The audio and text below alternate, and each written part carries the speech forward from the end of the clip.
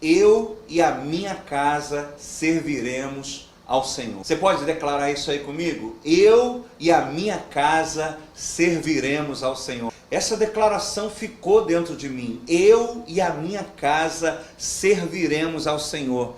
E eu fiquei buscando entender o que Deus queria falar com isso. Né? É uma declaração poderosa, é uma declaração que muitas pessoas têm no carro, na geladeira, né? Muitas pessoas afirmam isso. Não, pastor, estou orando pelo meu marido, eu declaro, eu e a minha casa serviremos ao Senhor. Mas eu preciso nessa noite ampliar, abrir a sua visão sobre o que significa eu e a minha casa serviremos ao Senhor. Porque muitos casais, por não terem entendido isso, por terem entendido esse servir ao Senhor da maneira errada, na verdade, acabou estragando o casamento. Quantos pastores e líderes se separaram por causa da obra de Deus? Por quê? Porque entenderam que o servir ao Senhor é trabalhar para o Senhor. Ah, pastor, meu maior sonho é que eu e minha família servimos ao Senhor, sirvamos ao Senhor. E na cabeça nós vamos para a igreja juntos, nós vamos trabalhar juntos, nós vamos fazer a obra de Deus juntos. E não é isso, não é isso. Porque muitas pessoas entenderam assim, que o casamento acabou. Muitos casais cristãos tiveram seu casamento abalado pelo ministério. Muitas famílias pastorais, a minha foi uma delas, teve um abalo no seu casamento, na sua família e no seu filho por causa do ministério, por causa do servir, no sentido de trabalhar para Deus. Deus colocou no meu coração que a gente precisa entender esse servir ao Senhor, porque na verdade o fazer a obra de Deus não é fazer a vontade de Deus. A gente já tem falado muito isso aqui, e a gente sabe que Deus tem compromisso com a vontade dele, com os planos que ele tem para nós, e não com a sua obra. Entende? Então, se você decidir fazer o que Deus não mandou você fazer, quem paga a conta é você, e Deus não se mete nisso. Se Deus te deu 2 talentos, porque Ele sabe da sua capacidade, que é devolver 2 talentos, e você olha para o lado e vê o outro dando 5, e você quer dar 5 também, você vai até dar 5, mas pode perder seu casamento, como muitos estão fazendo assim. Então, primeira coisa que é importante você consertar na sua mente: servir ao Senhor nesse contexto aqui não é trabalhar para Deus, mas viver a maneira de Deus. Você pode repetir isso comigo? Servir ao Senhor não é trabalhar para Deus, mas viver a maneira de Deus. Alguém pode escrever aí? Eu vou repetir. Servir ao Senhor não é trabalhar para Deus, mas viver de acordo com a vontade de Deus. E quando a gente para pensar nisso, eu preciso que você me acompanhe agora em 1 Coríntios, você pode abrir a sua Bíblia, em 1 Coríntios capítulo 3, versículo 10. Olha como é sério o que eu vou te falar agora. Diz assim: segundo a graça de Deus que me foi dada, Paulo falando, tá? Segundo a graça de Deus que me foi dada, lancei o fundamento como prudente construtor, e outro edifica sobre ele. Porém, cada um veja, presta atenção sobre como vai edificar, porque ninguém pode lançar outro fundamento além do que já foi posto, o qual é Cristo. Contudo, se o que alguém edifica sobre o fundamento é ouro, prata, pedras preciosas, madeira, feno, palha, manifesta se tornará a obra de cada um, pois o dia, com D maiúsculo, a demonstrará, porque está sendo revelada pelo fogo. E qual seja a obra de cada um, o próprio fogo provará. Se permanecer a obra de alguém que sobre o fundamento edificou, esse receberá recompensa, esse receberá galardão. Mas, todavia, se a obra de alguém se queimar, sofrerá ele dano, prejuízo. Mas esse mesmo será salvo, todavia, como que através do fogo. Gente, esse texto é poderoso. Esse texto é poderoso. Eu queria que você me acompanhasse aqui, por favor. Eu queria que você me acompanhasse aqui na linha de raciocínio. Porque, veja bem, o apóstolo Paulo está falando que existe um fundamento que é Cristo. E nós vamos construir a nossa vida cristã sobre esse fundamento. E o apóstolo Paulo falou que o fundamento ninguém pode mudar, é Cristo. Porém, o apóstolo Paulo disse que nós temos a liberdade de escolher o material ou a forma como vamos construir sobre o fundamento. Ele fala bem claro, ninguém pode pôr outro fundamento, porém, veja como cada um edifica sobre. Ou seja, não adianta, vamos falar para o relacionamento, para o casamento, não adianta que seu casamento seja de Deus. Se você não está construindo a maneira de Deus, ele vai quebrar. Você pode dizer assim comigo? O fundamento é importante, mas a construção também. Você pode declarar isso? O fundamento, a fundação é importante, mas a construção também. Consegue entender isso? Não adianta que você seguiu alguns princípios para casar. Você casou virgem, você orou, você esperou no Senhor, você buscou o pastor, você fez tudo certinho e casou em Deus. É de Deus, você foi lá e casou. Só que agora não parou por aí. Você precisa construir esse casamento à maneira de Deus. Como Deus estabeleceu isso? Você já parou? Você já leu o Salmo 127? O que o Salmo 127 diz? Se o Senhor não edificar a casa, o que diz?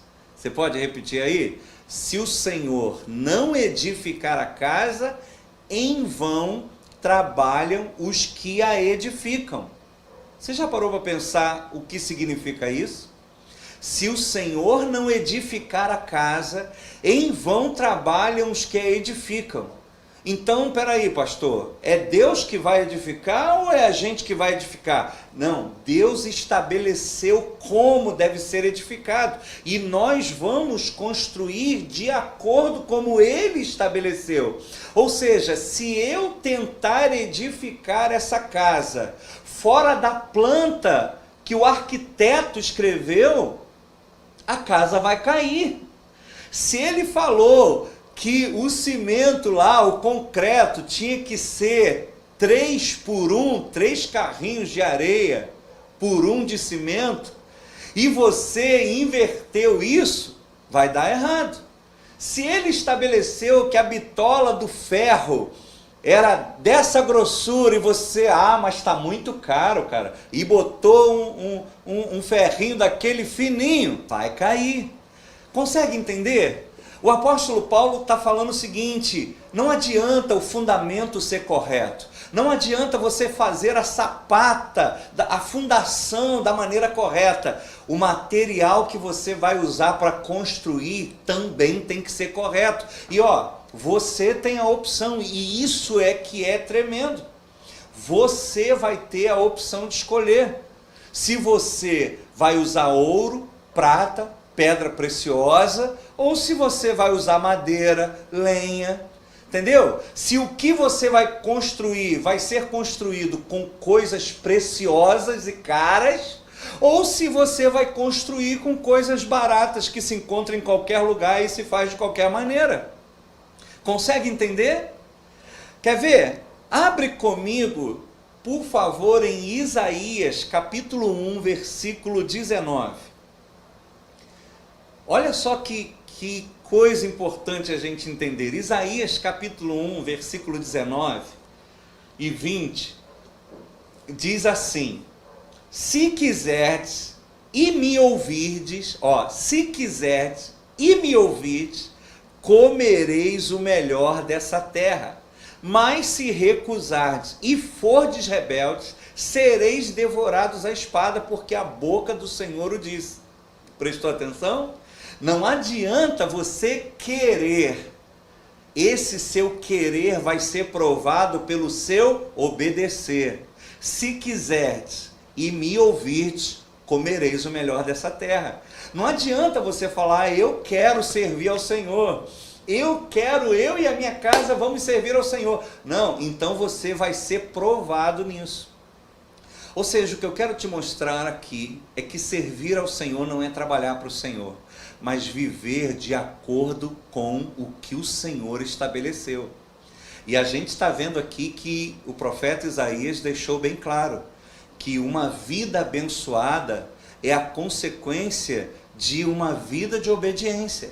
Se quiserdes e me ouvirdes, comereis o melhor dessa terra. Se não der ouvidos, se recusardes a dar ouvidos. Quer ver um outro texto tremendo? Deuteronômio, capítulo 30. Deuteronômio, capítulo 30, versículo 15. Você pode abrir comigo? Deuteronômio, capítulo 30, versículo 15. Olha que coisa tremenda. Gente, se está fazendo sentido, manda esse link para alguém que você conhece, que está precisando romper no casamento, na família. Se tem alguém que está começando a namorar, está noivo, por favor, manda esse link agora. Fala, cara, vem cá ouvir o que o pastor está falando aqui. Vem cá para essa conversa aqui.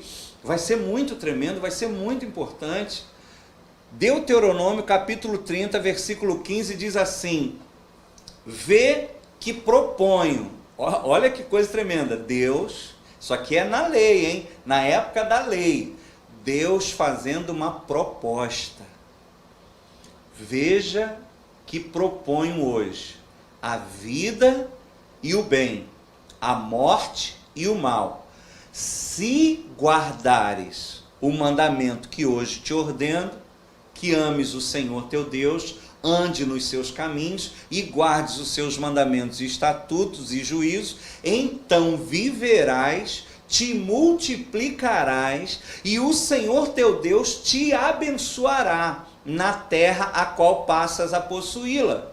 Porém, se o teu coração se desviar e não quiseres o quê? Dar ouvidos, e fores seduzidos e te inclinares a outros deuses. O que é te inclinares a outros deuses? E servires a outros deuses, e fazer de acordo com o que outros deuses estabelecem, certamente perecerás, não permanecerás longo tempo na terra a qual vais, passando o Jordão para possuíres. Os céus e a terra tomo hoje por testemunha contra ti. Olha que coisa tremenda, que te propus a vida e a morte, a bênção e a maldição. E o que ele diz agora aí? Por favor, escreve aí. Escreve essa palavra mágica, poderosa. Tomo o céu por testemunha contra ti, que te propus a vida e a morte, a bênção e a maldição. O que diz agora aí? Alguém pode escrever aí? Uma palavra poderosa. Uma palavra poderosa. Que palavra é essa? Escolhe. Escolhe. Escolhe, pois, a vida para que vivas tu, a tua descendência. E como seria essa escolha? Isso aí. Como seria essa escolha? Amando o Senhor, teu Deus, dando ouvidos à sua voz e apegando-se a Ele, pois disto depende, gente, isso é poderoso, depende a tua vida, a tua longevidade, para que habites na terra que o Senhor, sob juramento, prometeu dar a teus pais Abraão, Isaque e Jacó. Queridos, você está entendendo o que eu estou falando? Eu e a minha casa serviremos ao Senhor. É uma declaração linda, mas interpretada da maneira errada, ela é desastrosa. Ela tem destruído famílias, porque muitas pessoas têm quebrado a sua vida, quebrado a sua casa, por querer servir ao Senhor, no sentido de fazer a obra dele, e ao invés de buscar entender o que Deus pensa a esse respeito, o que Deus espera que eu faça nessa hora, qual seria a melhor decisão? Se eu tomar essa decisão, o que a palavra de Deus fala sobre essa decisão? Quais as consequências que a palavra de Deus fala sobre essa decisão, esses pensamentos e sentimentos que eu estou para tomar? Ele deixa uma coisa bem clara aqui. Ele fala: eu te faço uma proposta. Eu ponho diante de você a vida e a morte, a bênção e a maldição. E ele ainda dá uma dica: escolhe a vida, cara. E por que, pastor, ele está dizendo que uma vida abençoada é uma escolha? Porque ela tem um preço. Consegue entender? Se quiserdes e me ouvirdes, escolhe, pois, a vida. Como? Amando o Senhor teu Deus, dando ouvidos à sua voz, se apegando a Ele. Isso não pode ser forçado. Ninguém pode ser forçado a amar o Senhor. Ninguém pode ser forçado a se apegar em Deus. Eu só me apego em Deus quando eu creio que Ele é o meu Salvador. Eu só me apego a Deus se eu creio que Ele tem a resposta. Ontem no seminário de família o pastor Juscelio falou algo poderoso. Aquilo que o céu criou, só o céu pode manter. Aquilo que o céu criou, só o céu pode sustentar. Aquilo que o céu criou, só o céu pode consertar. Olha que coisa poderosa. Consegue entender, queridos? Então eu não tenho como levar alguém a se apegar a Deus se essa pessoa não crê em Deus, se essa pessoa não acredita na palavra de Deus, se essa pessoa não confia que Deus vai fazer o melhor por nós. Ele tem a última palavra. Eu não posso levar uma pessoa forçadamente a amar o Senhor. Ou seja, o que o apóstolo Paulo fala, o que Isaías fala, o que o Senhor falou através de Moisés, é que a vida abençoada, ela depende de uma escolha. E de escolhermos servir ao Senhor, ouvir ao Senhor, obedecer ao Senhor. E eu só consigo fazer isso se eu amá-lo. E eu só consigo abrir mão da minha vontade se eu amá-lo. E eu só consigo deixar de dar ouvidos aos pensamentos que estão vindo na minha mente e dar ouvidos à palavra se eu confio. Faz sentido, gente? Faz sentido o que eu estou falando? Ou seja, esses textos todos que eu estou te dando, fundamentos, eles estão afirmando que uma vida abençoada é uma escolha, porque ela tem um preço. Por isso que Paulo falou: olha, o fundamento não pode mudar, mas você pode escolher como é que você vai conduzir sua casa. Se você vai dar o seu melhor, se você vai fazer um investimento, ouro, prata, pedras preciosas, ou se você vai usar material de baixa qualidade, porque é mais barato, porque se encontra em qualquer lugar, porque você está com pressa. Ouro, prata, pedra preciosa, você tem que cavar, você tem que buscar.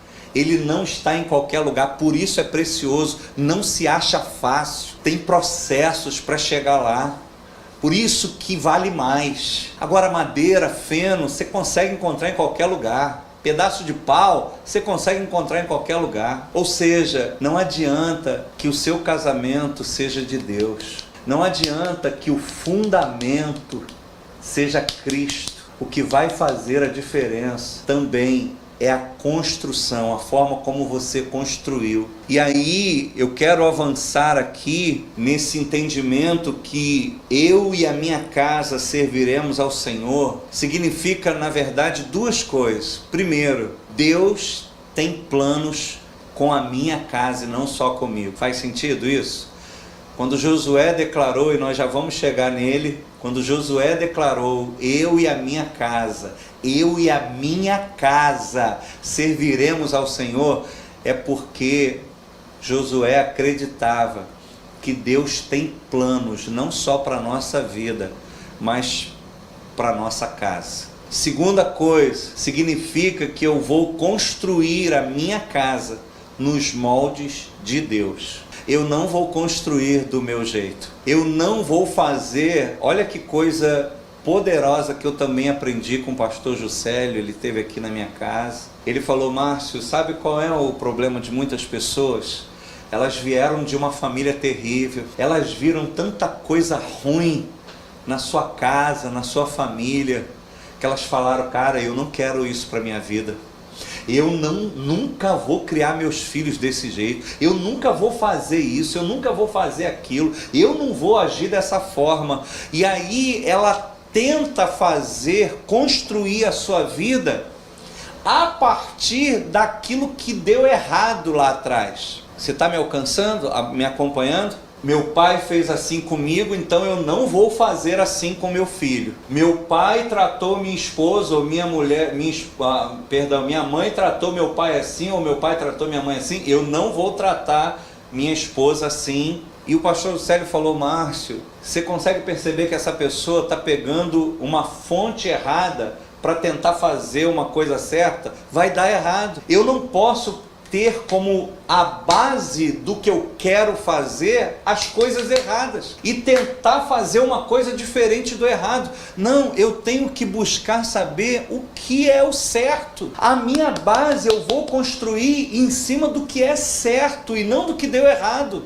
É por esse motivo que muitos pais estão criando seus filhos numa geração Nutella aí, sem cicatriz, sem nada. Por quê? Meu pai me espancou, meu pai fez isso, e aí agora liberou geral para o filho. O filho manda e desmanda e faz. Não, está errado. Por que uma pessoa está fazendo isso? Porque eu vou fazer diferente do que o meu pai fez. O teu pai não é a tua fonte. O apóstolo Pedro deixa bem claro que Jesus pagou um alto preço, não foi com prata nem com ouro, mas foi com o precioso sangue dele, que ele nos resgatou de uma vã maneira de viver, que por tradição recebemos dos nossos pais. Ou seja, nós não podemos usar a nossa família que foi errada, que deu errado, para tentar fazer uma família certa. Você vai fazer o avesso. Você tem que buscar o mapa, você tem que buscar a planta do arquiteto e você construir em cima daquilo. E é onde você vai passar pelo processo de cura, é onde, ao invés de você fazer igual o seu, não vou fazer, eu vou fazer igual Deus quer. Para isso eu preciso perdoar o meu pai, porque se você fizer um levantamento, você vai ver que o seu pai fez igual o pai dele fez. De repente o teu pai fez com você tentando fazer diferente do que o pai fez com ele, ou na verdade dando aquilo que ele tinha para dar. Por isso, como é que a gente constrói? A gente serve ao Senhor. Eu e a minha casa serviremos ao Senhor. Eu vou abrir mão de tudo aquilo que eu vivi no passado, que eu aprendi na novela, nos filmes. Eu vou buscar a palavra do Senhor. Eu e a minha casa viveremos de acordo com o que o Senhor estabeleceu. Ele vai ser a nossa base, Ele vai ser a nossa fonte, Ele vai ser a nossa estrutura. Meu Deus, gente, faz sentido isso, gente? Me ajuda aí. Esse entendimento é tão poderoso, gente, que a palavra de Deus diz que a minha aliança com Deus, quando eu decido viver o que Deus tem para a minha vida, e eu quero falar nesse momento para você que tem o seu cônjuge que ainda não é cristão. Ah, pastor, mas é fácil você falar isso quando os dois são crentes. Não, a palavra do Senhor fala sobre um jugo desigual que aconteceu antes da conversão. Ele diz em 1 Coríntios capítulo 7, você pode abrir lá, 1 Coríntios capítulo 7, versículo 12, olha que coisa poderosa. Esse entendimento é tão poderoso, gente, que a minha aliança com Deus é capaz de santificar os meus filhos, ainda que o meu cônjuge não seja cristão. A Bíblia diz assim, 1 Coríntios 7, versículo 12, aos mais digo eu, não Senhor, se algum irmão tem mulher incrédula, e esta consente em morar com ele, não a abandone, porque você se converteu. E a mulher que tem marido incrédulo, e ele consente em viver com ela, não deixe ela o marido.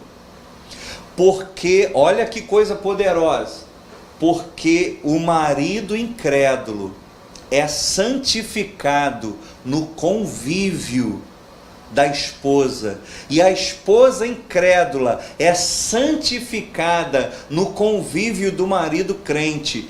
Doutra sorte os vossos filhos seriam impuros, porém agora são santos. Gente, isso é poderoso demais. Consegue entender? Ele está dizendo que o marido incrédulo, ele é santificado no convívio com a sua esposa santa, e vice-versa. E isso é tão poderoso que os filhos são santificados, querido. Meu pai não era cristão. Hoje eu sou um pastor, o meu irmão é um pastor, nossa família serve ao Senhor, porque eu tenho uma mãe que decidiu ser santa e decidiu santificar o seu leito, decidiu cobrir a sua família, decidiu ter o seu convívio, ainda que eu olhava para o meu pai e via atitudes terríveis de um homem que não respeitava minha mãe, de um homem que mexia com outras mulheres na frente da minha mãe, de um homem que falava um monte de besteira. Eu tinha aquela referência, mas eu tinha uma mulher de Deus em casa. Eu nunca vi minha mãe falar um palavrão, eu nunca vi minha mãe fazer como outras mulheres faziam. Minha mãe nunca nos amaldiçoou. Consegue entender? E por causa disso, ainda que todos os filhos tenham por um momento se afastado, se desviado, ido para o mundo, cara, a cobertura da minha mãe, a oração da minha mãe, o convívio com a minha mãe, vivendo Deus, vivendo Cristo, pesou na nossa vida, fez toda a diferença na nossa vida. Gente, isso é poderoso, isso é poderoso. Consegue entender? Eu não estou falando aqui, gente, se tem um marido que está batendo na mulher, aí é outra coisa.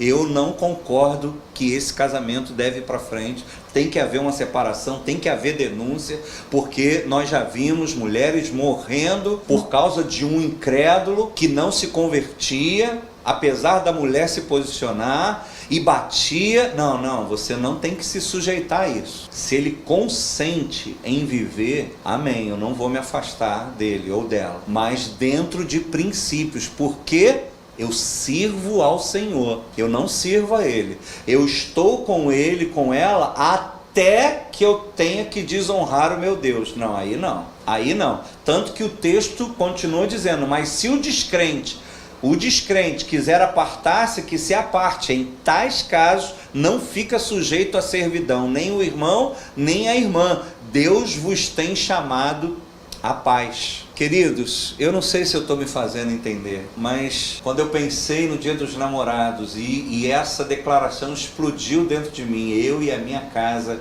serviremos ao Senhor, e eu senti Deus falando, meu filho, corrige isso, porque a visão errada disso tem feito muitas pessoas criarem expectativas que não vão acontecer, muitas pessoas que não estão se posicionando. e a casa está quebrando em nome de Jesus. A casa está quebrando por causa da obra de Jesus. A casa está quebrando por causa da forma da pessoa viver o Evangelho. Então vamos lá para a gente concluir. Provérbios capítulo 14 diz assim: a mulher sábia edifica a sua casa, mas a insensata a derruba com as suas próprias mãos. Por que esse texto está aqui, gente?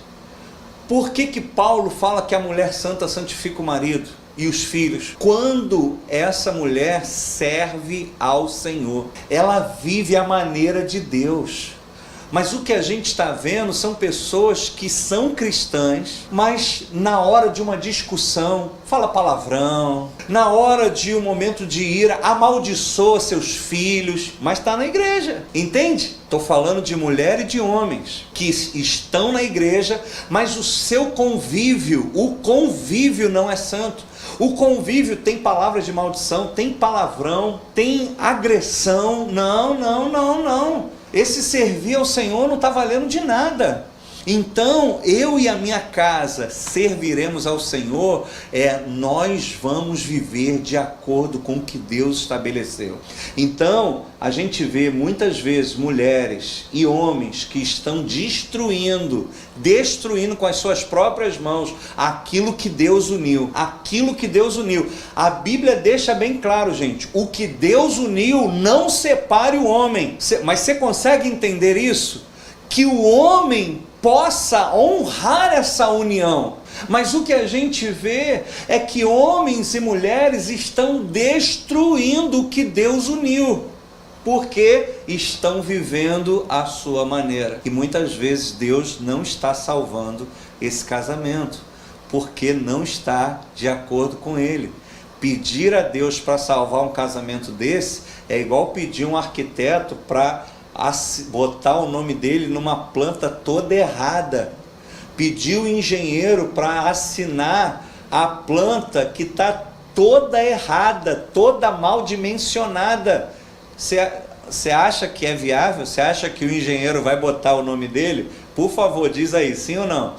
Um engenheiro, um arquiteto vai botar o nome dele numa planta que ele mesmo sabe, cara, isso tudo está errado, está mal dimensionado, essa casa vai cair, cara. Quando você botar isso que você está no papel dizendo aí, isso vai cair. Você acha que ele, ainda que te ame, que seja seu amigo, vai colocar o nome dele ali? Mas você concorda comigo que tem gente fazendo assim com Deus? Deus, assina aqui, Senhor.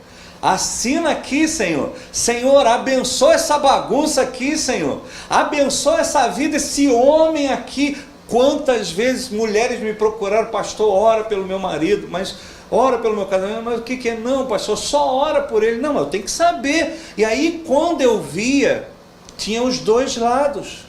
A mulher também não era fácil de engolir, não. Então as pessoas acham que porque são crentes, Deus tem que abençoar. Por isso eu queria te conduzir aqui para o último texto, Lucas capítulo 6, versículo 46. E eu quero orar pela sua vida. Eu quero orar, por favor, eu quero orar. Olha como é que o texto começa dizendo: por que vocês me chamam Senhor, Senhor, e não fazem o que eu mando? Vou repetir, hein? Por que me chamais Senhor, Senhor, e não fazei o que eu mando? Eu vou mostrar a vocês a quem é semelhante. Todo aquele que vem a mim, ouve as minhas palavras e as pratica. Eu vou falar agora como essa pessoa é. Uma pessoa que vem até a mim e que dá ouvidos ao que eu estou falando e que verdadeiramente me serve. Esse é semelhante a um homem que, ao construir uma casa, cavou, abriu profunda vala e lançou o alicerce sobre a rocha. Quando veio a enchente, as águas bateram contra aquela casa e não a puderam abalar, por ter sido bem construída. Bem construída, não só bem fundamentada. Mas o que ouve e não pratica é semelhante a um homem que construiu uma casa sobre a terra, sem alicerces, e quando as águas bateram contra ela, logo desabou, e aconteceu que foi grande a ruína daquela casa. Consegue entender, querido? Eu e minha casa serviremos ao Senhor. E aí o Senhor vem e diz assim: peraí, por que vocês ficam me chamando de Senhor, Senhor, e não fazem o que eu mando? Que negócio é esse de servir ao Senhor sem fazer o que eu mando? Mas é porque durante muitos anos, para muitas pessoas, servir ao Senhor era trabalhar para o Senhor. Então, para muitas pessoas, se eu estou ministrando louvor, se eu estou pregando, se eu estou evangelizando, se eu estou fazendo a obra de Deus, e isso é o que importa. Não interessa que eu sou um cavalo lá em casa, não interessa que eu não dou um bom testemunho lá em casa. O que pesa é que eu sou um obreiro, pô. E um obreiro de excelência. Eu já contei uma história de um filho de um obreiro que um dia chamou o seu pai obreiro e falou: pai, vamos mudar lá para a igreja, pai? E o pai ficou tão feliz, achando: caraca, como meu filho ama a casa do Senhor. Ele falou: poxa, meu filho, por que você quer morar lá na igreja assim? Você ama tanto a casa do Senhor? Ou não, pai, é porque lá o Senhor é tão bom. Olha só, o garoto via um pai dentro da igreja que era completamente diferente do pai que morava na casa. E ele falou: eu quero o pai da igreja. Vamos morar lá na igreja, porque eu quero viver aquilo que a gente vive lá na igreja. E não quero viver o que a gente vive aqui em casa. Ai, gente, eu falo isso com muito temor, porque eu já passei por tantas lutas pelos meus erros.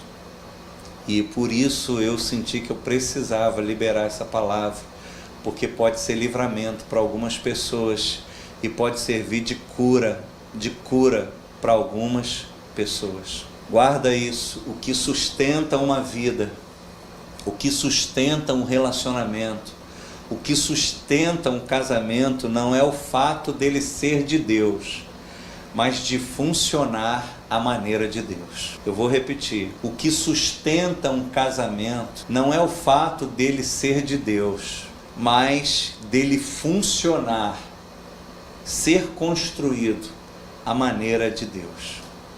Entenda isso: Deus tem um plano maravilhoso para você e para a sua casa, mas você vai ter que fazer uma escolha. Podemos concluir? Vamos então voltar lá para Josué. Vamos lá, abre a sua Bíblia em Josué, é o último texto, capítulo 24, último capítulo. Vamos reviver esse momento épico, tremendo. Josué, capítulo 24, versículo 14 e 15. Diz assim: Josué chamou a nação de Israel. Moisés já estava morto. Eles tinham que viver agora uma nova história. E ele diz assim: agora, pois, temei ao Senhor e servi-o com integridade e com fidelidade. Deitai fora os deuses aos quais vocês serviram, ou serviram os vossos pais da além do Eufrates e no Egito, e servi ao Senhor. Porém, se vos parece mal servir ao Senhor, escolhei hoje a quem sirvais: se aos deuses que serviram os vossos pais, que estavam além do Eufrates, ou aos deuses dos amorreus em cuja terra habitais, eu e a minha casa serviremos ao Senhor. Entendeu o contexto? Josué chamou a nação para um concerto e falou: hoje vocês vão ter que fazer uma escolha. Vocês vão ter que decidir se vocês vão servir, ou seja, viver, obedecer os princípios dos deuses que os seus pais viveram lá além do Eufrates, dos deuses viverem, servirem aos deuses dos amorreus, em cuja terra habitais. Ou seja, vamos trazer para a gente? Você vai ter que fazer uma escolha. Ou você vai viver família do jeito que seus pais viviam, ou você vai viver família do jeito que os povos, as pessoas ao nosso redor vivem hoje, ou você vai viver família à maneira de Deus. E aí Josué falou, eu lá em casa já tomei uma decisão. Eu e a minha casa viveremos à maneira de Deus. Faz sentido, gente? Eu e a minha casa não é trabalharemos para Deus, não. Eu e a minha casa viveremos à maneira de Deus. Vocês vão ter que fazer uma escolha. Ou vocês vão viver de acordo com os seus pais, ou vocês vão viver de acordo com os povos da terra, ou vocês vão viver de acordo com o que Deus estabeleceu. E isso é uma escolha. E por que uma escolha? Porque tem um preço. E não é qualquer um que vai pagar um preço. Só quem fizer uma escolha. Agora se lembre disso. Toda escolha tem consequência. E se lembre mais uma coisa. A escolha muitas vezes pode ser individual, mas a consequência é coletiva. Então, por isso que ele está dizendo, eu e a minha casa. Porque as escolhas são individuais, mas as consequências são coletivas. Por isso eu queria fazer essa pergunta hoje. A quem você está servindo, querido? A quem você está servindo? E aos solteiros eu quero deixar um alerta. Por favor, preste muita atenção agora. Aos solteiros eu quero deixar um alerta. Quantas meninas perderam a sua virgindade quando seu namorado disse, você não me ama, me dá uma prova de que você me ama, me dá a sua virgindade, perde a sua virgindade comigo, prova que você me ama. E quantas bobinhas foram lá e deram a sua virgindade como prova de amor, e logo depois o cara vazou. Você consegue entender o que eu estou falando? Naquele momento, essa pessoa serviu a quem? Consegue entender o que eu estou falando? Consegue entender que essa pessoa, essa menina pode ser cristã, mas quando o namorado dela falou, me prova que você me ama, me dá sua virgindade, mesmo que exista uma palavra que Deus falou, não, a virgindade só deve ser entregue na aliança do casamento. Quando essa pessoa, essa menina deu essa virgindade como prova de amor, ela serviu a quem? Quem era o Deus dela? Consegue entender o que eu estou falando? E queridos, isso serve para os dois, tanto para o rapaz quanto para a menina. Você já parou para pensar que o ímen não tem nenhuma função biológica, não serve para nada no corpo da mulher? Ela é apenas um selo, o ímen. Você sabia disso, cara? Faz uma pesquisa aí no Google aí. Para que serve o ímen? Serve para nada no organismo da mulher. Aquilo é apenas um selo. É um selo porque aquele lugar ali é um lugar precioso. E olha, rapazes, você sabia que quando Deus decidiu fazer uma aliança com Israel, Ele decidiu fazer essa aliança através do prepúcio, do pênis dos homens. Ao 8º dia, o prepúcio, a marca que Deus decidiu colocar no seu povo, seria no órgão sexual masculino. Deus deixou o ímen na mulher como um selo, e o prepúcio no órgão sexual masculino do homem, para mostrar ali que aquele órgão não era apenas para dar prazer, ele gera descendência. Deus falou para Abraão: todo aquele que nascer de ti será minha propriedade. Olha que coisa linda, gente. Olha o que o Deus da família estabeleceu. Ele bota o ímen, que é apenas um selo que não serve para nada, a não ser para guardar ali para o momento certo. E ele vai nos homens em Israel e marca os homens exatamente no seu órgão sexual, querendo dizer: cuidado com o que você vai fazer com isso, porque isso não foi te dado apenas para prazer, daí virão filhos, isso aí gera descendência. Deus queria que os filhos fossem gerados debaixo da aliança do casamento. Por isso que nós temos hoje tantos bastardos. Por isso que nós temos hoje tantas pessoas com problemas sexuais no casamento. Porque na verdade esse princípio foi quebrado. Consegue entender, gente? Por favor, me diz aí se eu me fiz entender. Deus decidiu fazer aliança com Israel exatamente através do ato sexual. As pessoas no Velho Testamento não eram de Deus porque elas escolhiam. Não era uma coisa só de fé. Elas eram geradas. Elas eram geradas, cara. Por isso que quando você, menina, um rapaz falar: me dá uma prova de amor, me entrega a sua virgindade, fala: eu não posso, porque eu sirvo ao Senhor, eu já tenho um Deus na minha vida.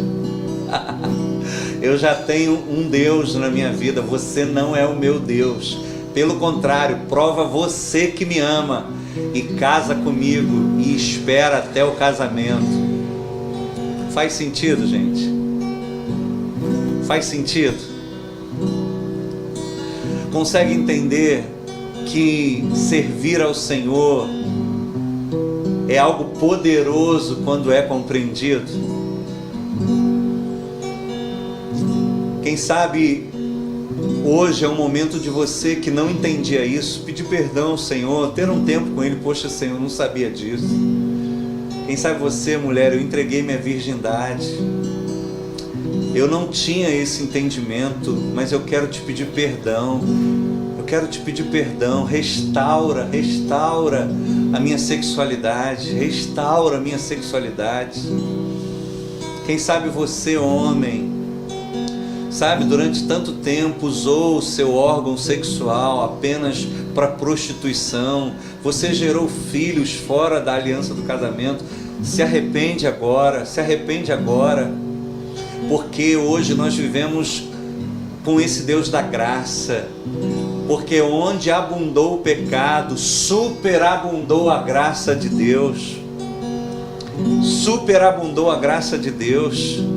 Então, em nome de Jesus, começa a fazer esse conserto agora. Quem sabe essa luta no casamento não vem lá de trás. Não adianta querer resolver esse problema. O problema está lá no início, está lá na origem. Mas, querido, a palavra do Senhor diz que aquele que encobre as suas transgressões nunca prosperará. Mas aquele que confessa e deixa alcançará misericórdia. Eu quero orar nessa noite para que o Senhor traga cura, traga restauração, traga livramento. Quem sabe você estava num relacionamento abusivo, sai fora agora enquanto há tempo. Sai fora agora enquanto há tempo. Ah, pastor, mas eu amo. Não, você serve a essa pessoa, ele é o seu Deus.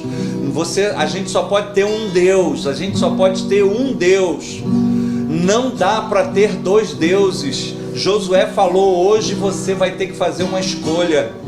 Hoje você vai ter que decidir quem é o seu Deus, a quem você vai servir. Hoje você vai ter que decidir quem é o seu Deus. E eu desafio, mulher, a você tomar essa decisão. Meu Deus não é o meu marido. Meu Deus não é o meu filho.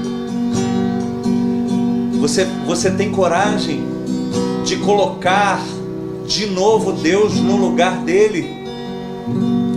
Você tem coragem agora de colocar Deus no lugar dele? Para terminar aqui, querido, um dia eu fui visitar uma mulher que estava com câncer. E quando eu estava para sair de casa, Deus falou algo muito forte ao meu coração. Diga para ela: eu não aceito ser amante de ninguém. Falei, meu Deus. E o que acontece quando eu cheguei lá? Aquela mulher estava com depressão profunda. E aquelas mágoas, porque o seu marido tinha a abandonado e atraído por outro e ido embora. E a vida perdeu a graça. E toda aquela mágoa somatizou num câncer, virou um câncer. E ela perdeu a razão da vida.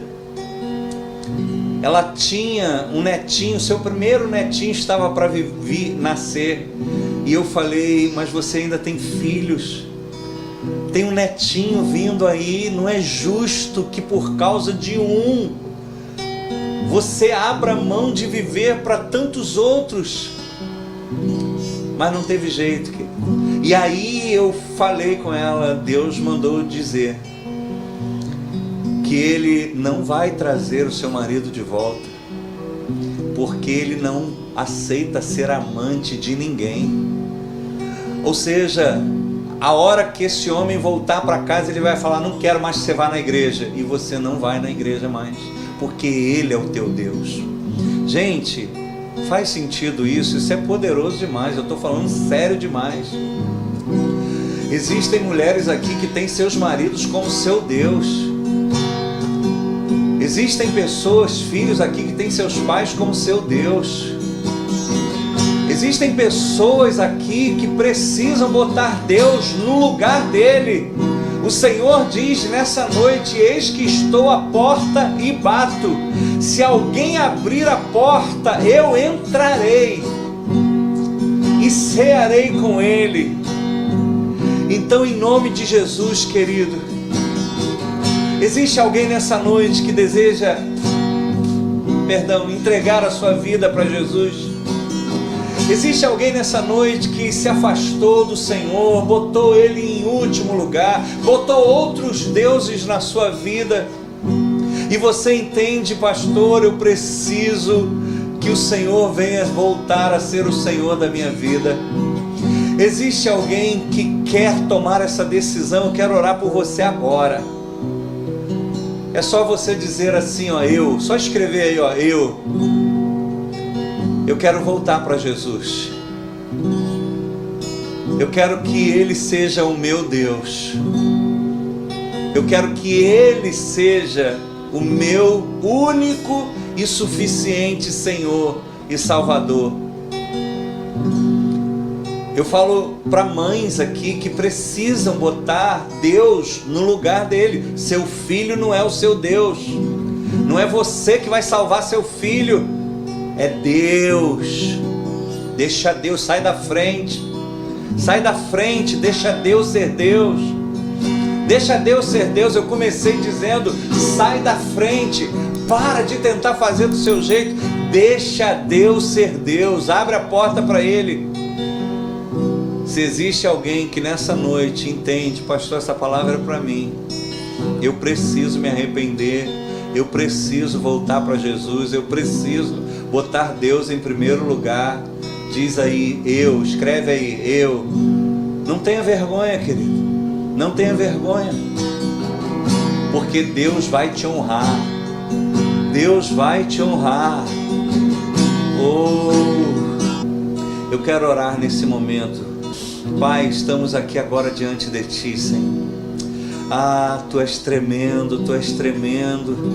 Senhor, cremos nisso, que família é uma obra do Senhor. E se foi o Senhor quem criou a família, só o Senhor pode consertar.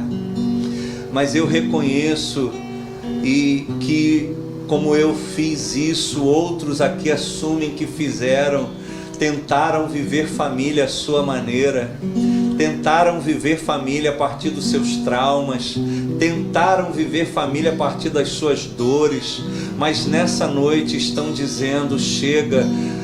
Pessoas aqui reconhecem publicamente que te tiraram, Senhor, do trono, que te tiraram do trono, mas nessa noite estão colocando o Senhor de volta no trono do seu coração. Hoje eles estão fazendo uma escolha, eles escolhem o Senhor. Eles escolhem o Senhor, o Senhor, o Senhor como o único Deus. Então, Paizinho querido, eu clamo nessa hora, Pai, assuma o controle, entra agora, Senhor, entra nessa hora, bota essa casa em ordem, faz aquilo que os homens não são capazes de fazer e, Senhor, mais ainda, desfaz aquilo que os homens foram capazes de fazer. Senhor, eu creio que existem milagres, existem questões aqui, com pessoas aqui que só um milagre, só o Senhor é capaz de mudar, mas eu creio que o Senhor continua o mesmo ontem, hoje e o será eternamente, e eu ouso dizer que o Senhor colocou essa palavra no meu coração, porque o Senhor queria salvar vidas, o Senhor queria curar vidas, o Senhor queria me usar nessa noite como instrumento de libertação, de cura, de salvação. Então visita essas pessoas agora, Senhor, toda mágoa, tudo aquilo que estava somatizando e virando enfermidade, cura nessa hora. Senhor, ajuda aqueles que precisam perdoar, ajuda aqueles que precisam perdoar os seus pais, ajuda aqueles que precisam perdoar os seus maridos, suas esposas, ajuda agora, Senhor, esses que estavam aprisionados pelo passado, Pai, no nome de Jesus. Senhor, Tu és aquele que faz nova todas as coisas. A Tua palavra diz que aquele que está em Cristo, nova criatura é. As coisas velhas já passaram, tudo se fez novo. Senhor, por isso que o maior símbolo da conversão é o batismo, onde nós somos sepultados e onde nós ressurgimos para viver algo novo. Então eu clamo nessa noite que o poder do Teu Santo Espírito venha sobre cada uma dessas vidas. Que o poder do Teu Santo Espírito venha sobre cada uma dessas vidas, trazendo cura, trazendo libertação, trazendo salvação. Meu Deus, meu Deus, meu Deus.